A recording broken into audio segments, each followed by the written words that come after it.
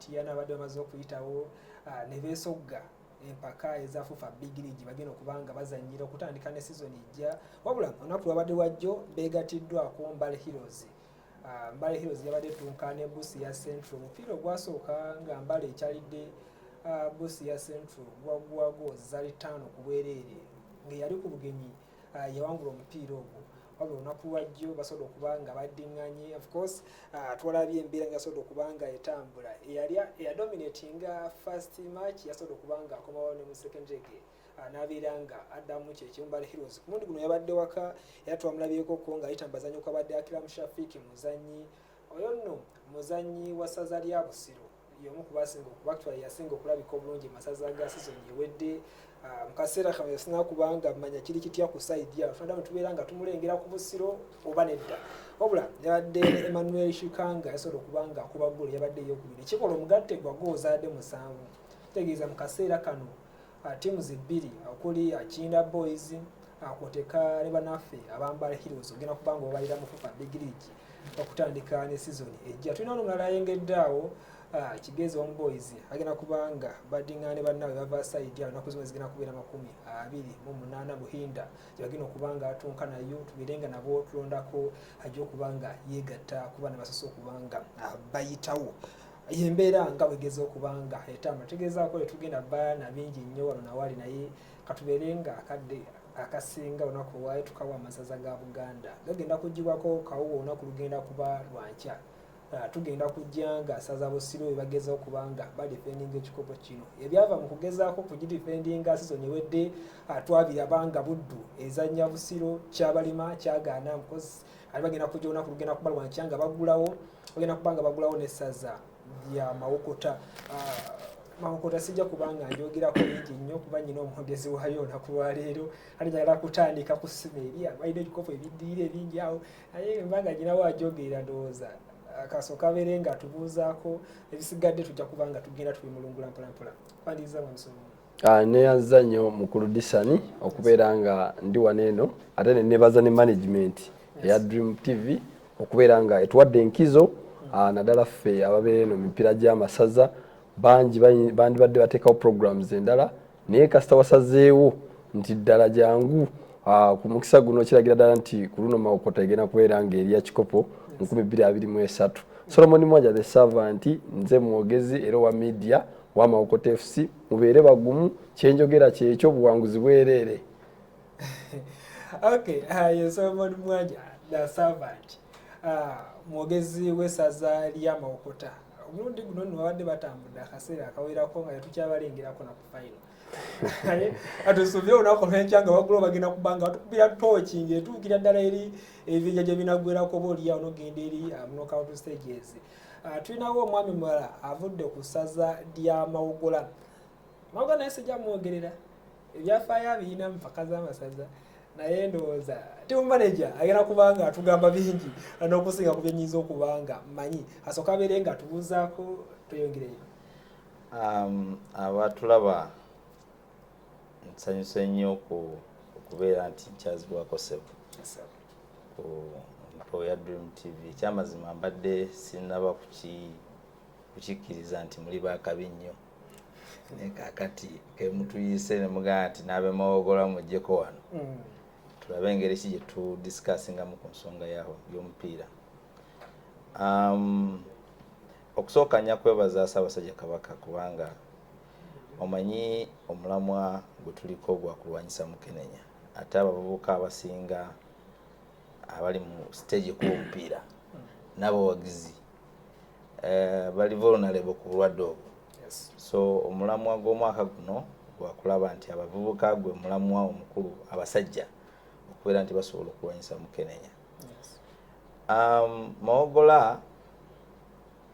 sijja nnyo omwaka guno twaze ne theme empya nti bibeere bitono. Tetugenda nnyo ku eri baganda batuufu tetugenda kwogera nnyo because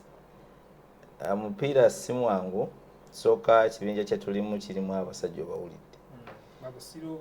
tulinamu Busiro tulinamu Gomba abasajja bonna balina history. so tuli so keen okwetegereza buli team gye tugenda osamba nayo naye kyenjagala nkubuulire nti tulina capacity buli tiimu zonna eziri mu kibiina kyaffe okuzinywesa amazzi era ntuzijjako akabonero so twetegese bulungi tulina the best coach mu Uganda ekyo kukiyakoze Musa yes he was ranked as the best coach mu post primary kiri ku record so kitegeeza nti oba olina best coach you have the best players mulabi wali mtv kasoka kutegeere bulungi simanyi oba nze katawulidde linnya amanya nze Katerega Uthman Mwanadamu yes sebo nga nze team manager wa Mawogola era tugezaako okulaba nti tuwa abavubuka abato essuubi mu kwagala sports. Okay. Ogeze n'okuwona abami Uthman sose n'okuwona ku kya coach. Onza tusooke tutandikire wano wennyini. Mawogola ng'eyinamu Malinga. Ina Kaseke bano beba Kaseke nze ndi wa Malinga. Mwa Kaseke ndi Mawokota. Ayinamu Malinga. Kaseera kano onza tusooke ku Mawokota. Mawokota yasemba okuwangula ekikopo kino 2013 atwaba botandika okubala ndowooza okutandika wano mu 2007 awo yawangula ebikopo bino ebisinga obungi tewabaddewo nnyo gaapu ya bikopo 2-3 manya season 3 season 2 bajjira mu kitole ebikopo ebyo ebisatu byali kumukumu abasinga badde bagamba nti oba okudda kwa Amasaza kuli mu kusooka kulinga okwali kuddidde Gomba ne Mawokota naye twabanga okuba 2013 temuddangamu okulabikako nga muwangula ekikopo kino tolowoozaamuko nti eyinza okubanga eri generation obanga bwali bukulembeze bwelibanga lyali bbugumu oba gubanga gwali muyaga gwagenderaawo omulundi guno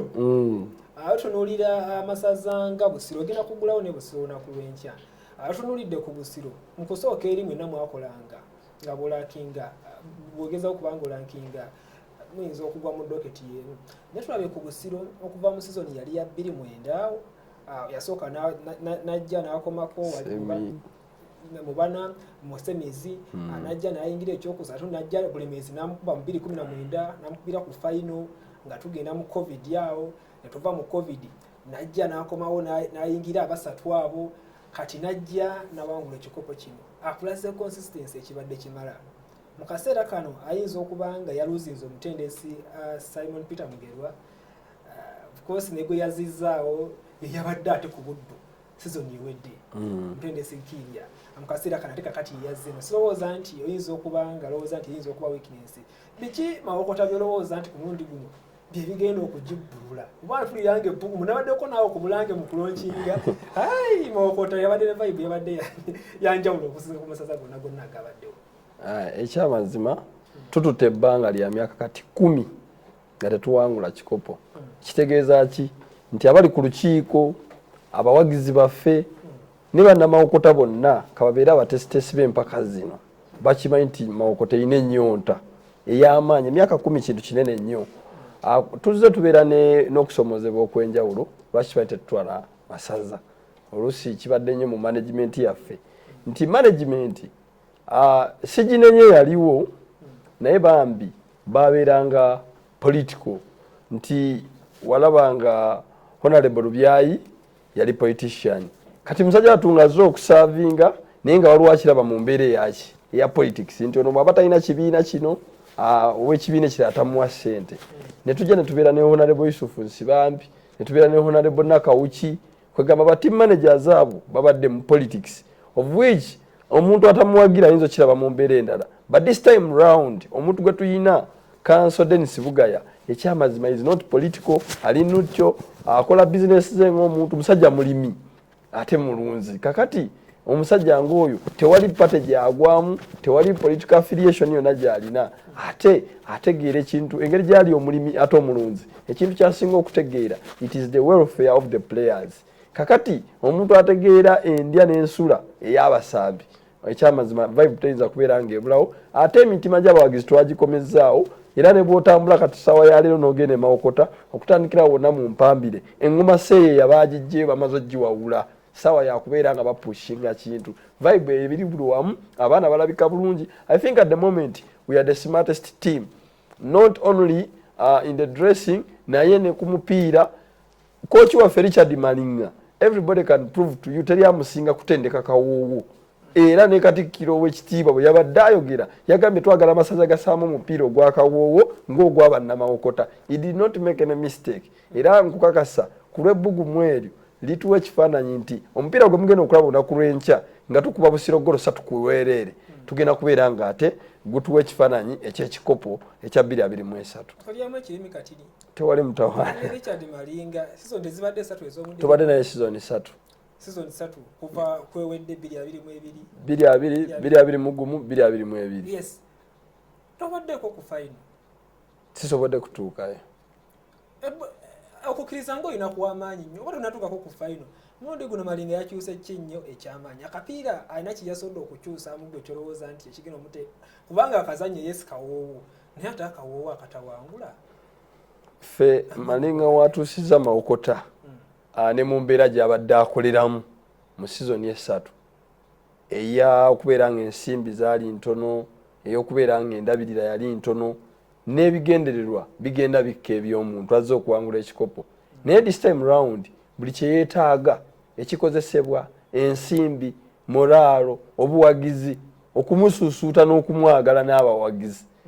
ekyamazima byonna gye biri e Mawokota. So tusuubira nti environment gy'alina at this moment teyinza kubeera ng'eremesa kocha oyo kuwangula kikopo because finals aziina ne mu mpaka eza post primary ze mwogerako Amusi College agireeso girabye kyekoze ate era egenda kuddamu eperforming e Morocco kwegamba nze I believe yes nti yasinga naye Amusi College wagiraba ani yali agimanyi but when Malinga gets on to that akubuulira omupiira kye gutegeeza era systems and information zaakozesa ojja ziraba era yagamba ndiwa pa kuba akimanyi ebataki nga tusoose nakuzimbira ku mwami Fred Kasekede ku mutendesi kati ku ya mutendesi yes yasobola okubanga akikola mukadde kano tulowooze nti olw'okuba nti n'amasaza mukadde kano gaafuulibwa g'abaana gaafuulibwa ga miti mito tulowooze nti experience gye yajja eri wansi muwusa nga gijja ku St. Henry's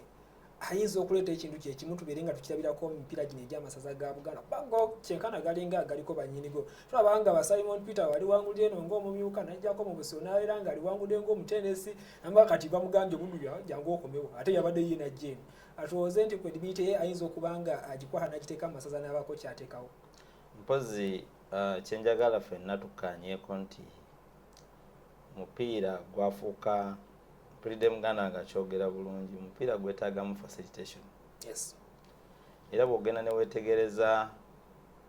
olulimi waba best coach alemererwa. Bw'otunuulira Fred Kasekende yali ekabula era sizoni ewedde gye yabadde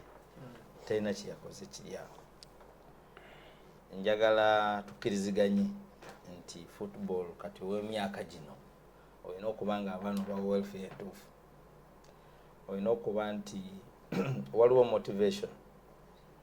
ng'abaana balaba essuubi wagye bakola ki balaga bw'ojja ne weetegereza ttiimu zonna eziziwangula bwe tulaga singa okwaliko omusajja bamuyitaani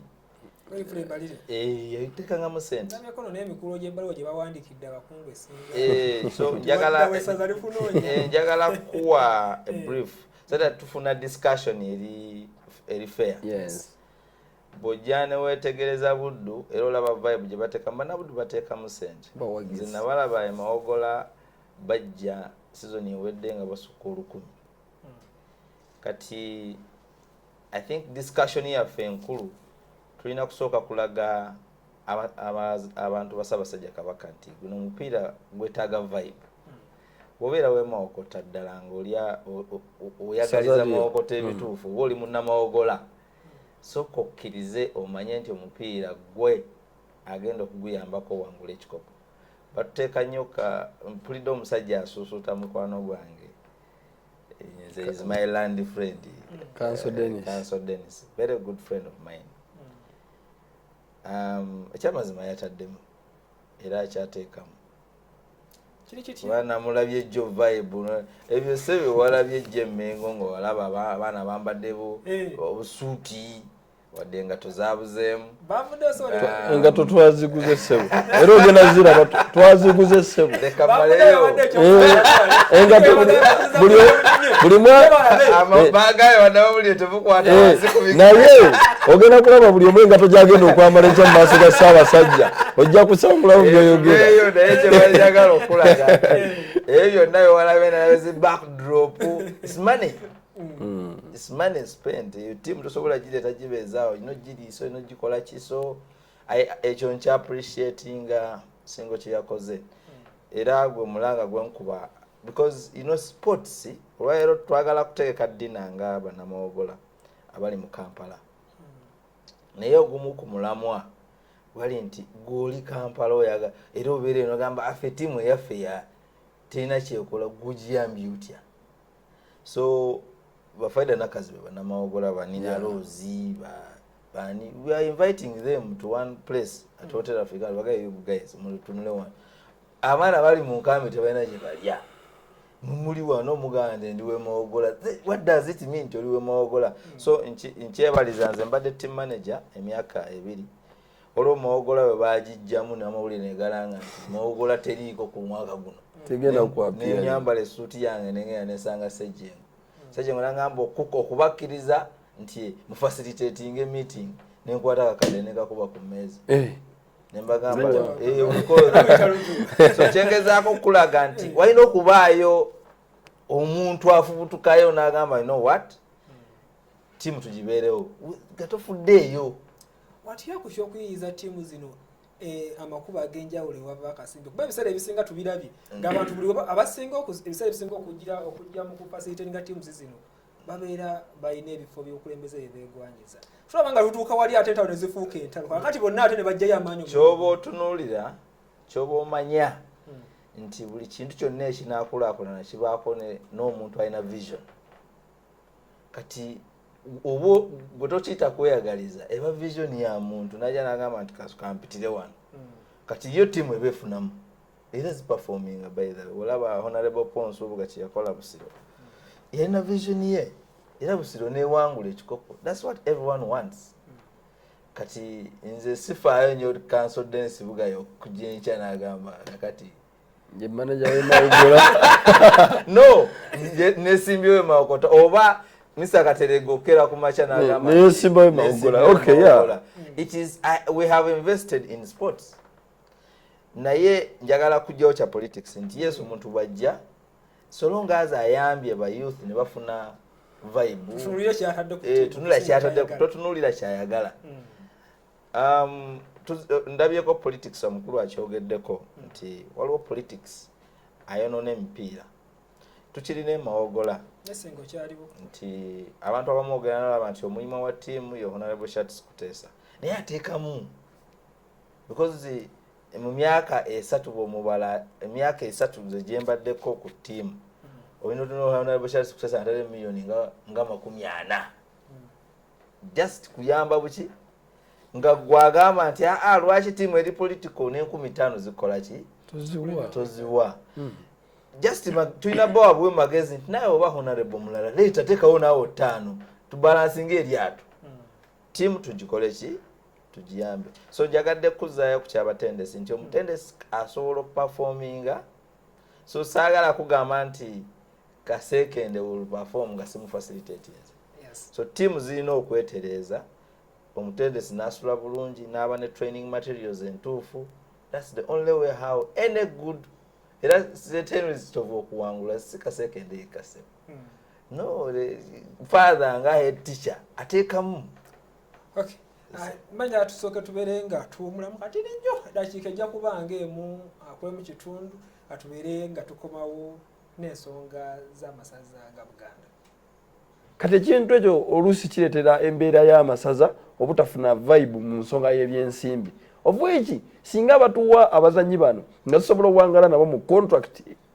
gyeri kyeŋŋambye nti amateur with contract nga tusayininga omuzanyi emyaka 3 n'abeera ku tiimu omuzanyi ono amanyika eri abawagizi nga bamumanyi nejjukira almost every year every season tukyusa ki abazannyi kati ekintu ekyo omuntu ayinza n'okubeera ne shati namba gyayambadde ey'omuzannyi ng'ajambadde okumala emyaka emeka 3 ne tulaba ne ssente omuzannyi oyo z'asobola okuleeta mu ttiimu olw'emijoozi gye gy'aba atunze but you can't track that nga muzannyi ekintu ekigendo yiikawo enkeera so nze kyensaba abakomiti bakirowoozeeko kati ninyo kuba budde tetulina bungi njagala nga twongera okuba nga tugenda tuseesetwa mpolampola soke tubeere ku sayidi yo ku sayidi yange Mawokota yes soke obeere nga tukoona ku mupiira guno ogw'enkya kubanga nga bwe nabadde nkuyitiddemuko wali wadde mukwogera wayiseeno bwoti nadde njagala oyita oti ogenda kusamba esaza lya Busiro tetulina kubanga tumanya agenda performing atya season kuba subira nti wamuzannyemuko ka friendly tetuzannyemuko friendly naye gye yazannye n'essingo yamukubye esingo tomuzannyirako leka kansooka embeera nga nkoonako olumu ne ku kano producer ojja kumbako kati ne ku bifaananyi by'essingo alabye essingo olunaku lw'ejjo bazannye ne buweekula era nagwo bagayo essingo atambudde nnyo ndi bwesingo nange mumanyi naliyo ekiboga yonna yonna mu miti yanakiyina mbaddeyo yazannyamu gombaawo azannyemu Busiro yazannyemu buweekula gwe gugabadde ogwabuweekula yatiddemu Mawokota abakulembeze olwo batandise okukomawo ku singo naye abaddemu kkono obuzibu bakulembeze abamu badde baawummula kutandikira ku Godfrey Mbalire abateekamu sene empitirivu era bwe yavaawo awo vibe nebeera nga ezikiddemu kakati ku mupiira ogwo olaba abantu babadde bajjulira ddala bulungi nnyo olunaku lw'ejjo yatuuse ku kisaawe ekyo ndwadde bamanyi katikira yazana vibe yabadde y'amaanyi nnyo ekirungi kizaamu abantu amaanyi kati ffe baffe Mawokota kasa Dr. Lawrence Mulindwa ne Honorable Lubyayi John Bosco baawummula omupiira ne basooka ne badda ebbali newankubadde nga mu bitabo byaffe ne mu bbaluwa zaffe tulaga nti Dr. Lawrence Mulindwa ye patroni waffe nera nga tukyamu ekitiibwa nga patroni w'omupiira gwaffe ogwa Mawokota naye yeetaaga okuzza omutima guli abantu gwe batta abawagizi gwe batta n'okubeera nga abadde tafunamu kati kasagunadda ojja kulaba Mawokota nga tufuna ate ensimbi n'ezisinga ne wano olw'ensonga ono team manager naye okumusikiriza okujja mu mupiira guno nakyo twamwogereza ne tusikiriza n'omuvujjirizi nabo twaboogereza okulaba nga tusobola ki okugenda mu maaso so singa buli ttiimu esobola okufuna team manager omulungi assaamu ne bafuna n'abavujjirizi empaka z'Amasaza tezijja sigala kyekimu ku sayidi zonna so nze bwetunuuliramu ekyenjagala abawagizi bateeke ku likodi omukulu Disani Kyeswa yabadde ateeseteese muntu wa Busiro kujja wano mu studio owa Busiro n'atya olw'okuba yategedde nti agenda tula n'owe Mawokota kati owa Mawogola musajja wattu n'agamba kanzija embererewo ki Busiro olw'ensonga Busiro embeera gy'alimu yakukankana yakutintima ku kintu kyalaba ekigenda mu maaso ku mpewo ez'enjawulo ate ne kyetwalaga ebulange kyamutiisa nnyo yajja n'abazannyi bana nga bakutte ekikopo kyaffe bali mu kikomyawo bonna bali shabbe Katikkiro yabaawona baali bagenda bembalasinga enkuba yabataasa naye tugenda bembalasinga mu maaso ga Ssaabasajja baatya okubeera embalasiti mu maaso ga Katikkiro tugenda bembalasinga mu maaso ga Ssaabasajja nga tuba kuba golo 3 ku bwereere abasajja abo season yewedde batutte ekikopo yes season eri bali balanaza baliko ne ku semi 2019 omulundi guno ewavuddewo coach Simon Peter Mugerwa kati ate bakomezaawo Ibrahim Kira yabadde yatuusiza Buddu ku final n'awangula teyawangudde naye laba engeri gye bamutadde ekikopo ndoza nekikaza abadde 3 ezaali zongeddwamu olaba nga senga twagenda mu penalty awo kimu kyali kiyinza okusoboka kakati nze essaza manyirimu nga twaze mu mazima mpazi n'essingo yagezaako omuntu eyawangula ekikopo ky'essaza sizoni eddako n'aba bulungi ndowooza singo yajja paka nga ku semi yajja 2015 ey'omudiringanwa kati ate n'olaba ne Buddu yakigezaako nejja ku final ne bagikubireeyo naye Amasaza agasigadde kebeere Gomba Lions tumulabye ng'azze amalira mu kibinja ng'ate sizoni eriwaggwa yabadde ki champion kati kino ekituuse ku Busiro si kyewuunya nnyo si mawulire nti agenda sigala mu kibinja yes agenda sigala mu kibinja era nga ffe abagenda omulaga ebituli Abasaza gonna agasigaddewo era owa Mawogola alinde bulinzi bubonero kuva ku Busiro kakati ne toshi nyini gitunuzeemu nga tuvudde mupiira guno gugenda okugula olunaku lw'enkya kuliza uti kyonna kyegenda okuba ogenda sigala nga oli mu kibinja n'amasaza olaba Mawogola omulaba Mawogola mulaba waali ebbugu azza ntawanya emirundi mingi olirimu n'eggomba eriko lihoda ayinako biri bitano kakati omulimu n'ono akyayokya ye Busiro olowooza kinakubeera kyangu kumundi guno ate katugenda kuddamu gali amasaza gaffe nga twakiriziganyiza n'omuntu yenna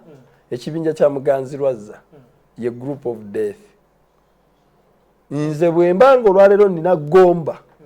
ng'alina ebikopo 5 nina Mawokota bikopo 3 ne Busiro yakawangula ekyamazima ekyo kibinja tekiba kyangu kyokka nga bakutaddemu ne Mawogola asinga okutawaanya bw'aba akuliiridde empogola ze akutawaanyiza ddala mu mupiira because azza nkozesa amalira zaakola atya ne this time round neesibye n'enywezezza era ngezezaako okwetereeza okulaba nga nkira amasaza amalala agali mu kibinja kyekimu nange era ku lundi nagenda nga best loser naye ku luno nsuubira kuvaamu nga leader ow'ekibinja ekyo newankubadde nga emabega wabaddewo ebisoomooza ne this time ekyamazima I have the quality players, I have the quality coaching staff ate ne committee leading omupiira gw'amasaza ogw'Mawokota ekyamazima tukoze bulungi ebintu bitambula bulungi. Okay, atugendeko ewa mwami Uthman Kateregga ekibinja ky'olimu okiraba abasajja obalaba naawe abasajja bonna b'amaanyi olimu ne Busiro olimu n'eggomba olimu n'essaza lya Mawokota ndowooza gw'oyinza okugamba nti takanga nnyo kiri awo ayinza kubeera Kabula naye bw'omutunuulirako Kabula si yaleese Hussein Mbalangu otunuulira ku edibita ya kooki toyinza kubanga omala gamwewula otyo olowooza kigenda kubeera kitya? Omukulu ono ayogedde bulungi era leka mwogezi ng'erinnya lye zowagaye bakuyitandika biriiti nze servant naye ogenda ne weetegereza ekibinja kyaffe nze tewali mupiira gwe saagendako omwaka oguwedde nga team manager nengenda katebe netegereza nnyo emipiira ensambo gigikola ki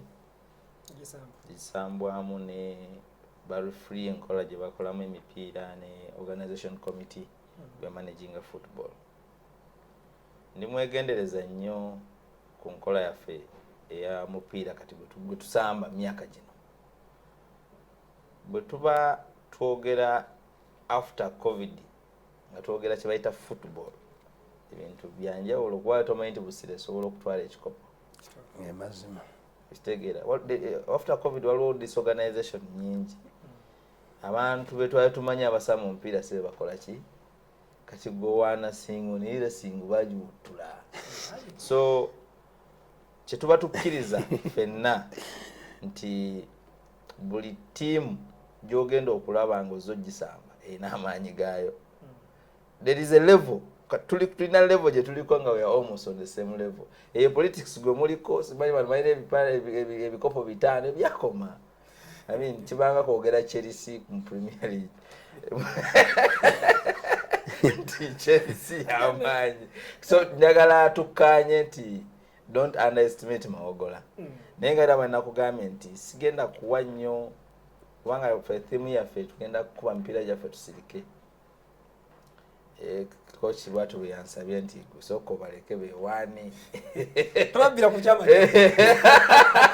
bakole byonna so tuli mu kutegeka ttiimu entuufu tulina abaana betusuubira nti twagala nnyo okubesinga nnyo ku local content naye era kitusumbuwamu nti twetaaga okufuna aba good players so tulina abaana betujje mu divisions nga badde bakuba zi division basamba bulungi emipiira nze nsuubira nti ngeri omusajja bwe yagambye nti ekibiina kyaffe kyo kya bulabe bikiri kubanga yes by history bwolaba singo nolaba Busiro yina ekikopo kati nolaba Mawokota vibe gye nalabye jjo njagala nnyo giraba mu kisaawe omanyi byawukanamu bibiri vibe gye baleese jjo nze ekyampagira omupiira gwange ogwenkya owuliriza akantu ako very open nze mpagira Mawokota okawulidde producer kanoti mukwano gwange we are personal friend ne Dennis Bugaya kyokubiri Busiro boogera nnyo naye njagala nnyo okulaba kiki balinawo so ogwenkya ndi ku Mawokota naye mu kibinja kino kyetwogerako nkubodde muganda wange buli omwaka ube gwasirike naye ogenda kugulawo ne kabula siwa kiri kabula gunagana tubakoffe gyotugamba ekirala kabula kochi gwe yaleese wamutegedde mbalangu naye gwe kyoba omanyi omupiira gwewakati baguzanyirako ebirala byonna tubikole era tubyogere naye omupiira nga guli waka chances ziba high nti oba olina okugoba tuve mu byokuzanya kubanga weetaaga fan base weetaaga okumakinga sure nti oteeka confidence mu bazanyi kati butagoba omupiira gwewaka olina bamulunga gwoguddewo nagwo so confidence gyempa abawagizi baffe ne bafaanizi baffe nti kabula yesi y'amaanyi naye omupiira gwewaka tuguwa ekitiibwa era olw'ensonga eyo tujja kiwa obusobozi bwonna okumenga sure nti tuguwangula ndowooza n'ebigambo bye bisembayo okukunga bawagizi ne bannamawogola mpulidde ogenda ku ddinaawo ennaku z'omwezi zasetingiddwa tuveeyo sayidi mpozi bannamawogola abali mu mawogola n'ebitundu byetoolodde wawasa mawogola wafumbirwayo guno omupiira si gwamu Ssaabasajja Kabaka yateekawo omupiira guno nga ekigendero kyakyo kuvumbula talent ate ffe moto yaffe eri building champions kitegeeza nti omwana wo ali ewaka gw'ozadde omulenzi oba omwana gw'olina ewaka oba muzzukulu oba ani bw'anaalaba ajja kubeera inspired sports ennaku zino basasulwa billions e Bulaaya kati tukimanyi bulungi nti omupiira kyekimu kati mu nsi yonna ekyobugagga kati mbadde nsaba bannamawogola abatuwuliriza batuwe vibe naffe tujja kubawa ki vibe ekyokuba tuli mu kutereka ddina mu bantu baffe ababeera mu kibuga Kampala tugenda kiteeka Hotel Africana nga 7 okusaka obuwagizi bwa ttiimu yaffe ku bantu baffe ababeera e Kampala so tubasaba yonna gye muli okulaba nti bwe tuba tuukiridde nga tukuwadde invitation obanga otuwulidde tujja kugezaako okulaba nti tukola obulango obw'enjawulo tuteekewo enkola entuufu atugende ewa Solomon Mwanja sebo njaga kutumirako babiri mukama wange ntumira naye mukyala wange nyinza otuukayo ewaka nange obaddewa obeera ku TV lwaki otyotumira omukyala so mukyala wange nkutumidde nnyo ne muzeeyi wange bamuyita Bakali mwana Adamu batumidde nnyo katugende wa Solomon Mwanja nze ebigambo byange ebisembayo n'embeera y'abazanyi giyitireko lumu